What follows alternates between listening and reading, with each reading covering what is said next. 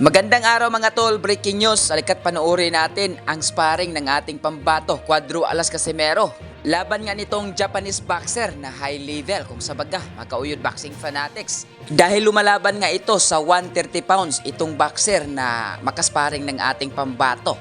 At kung iisipin natin makauyod boxing fanatics, mabigat nga ang kamao nito dahil sa dibisyong 130 pounds ito lumalaban.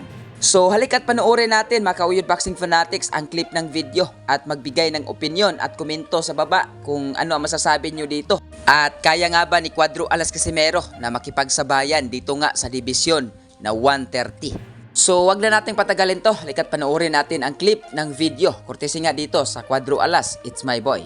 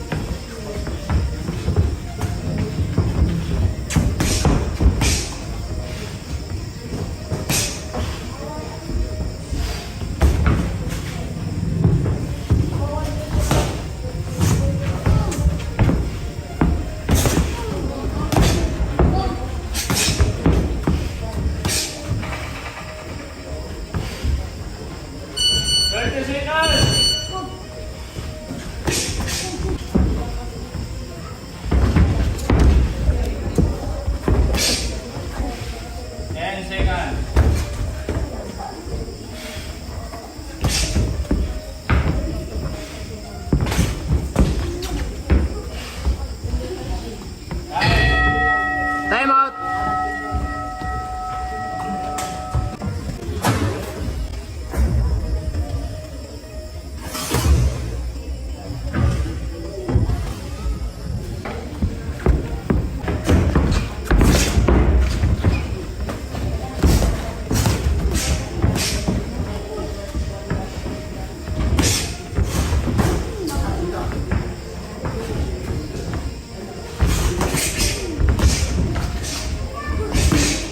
Siya mo'y kontira tol.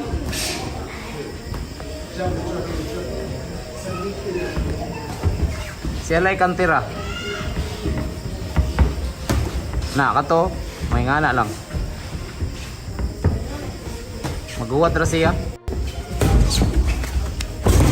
Patay.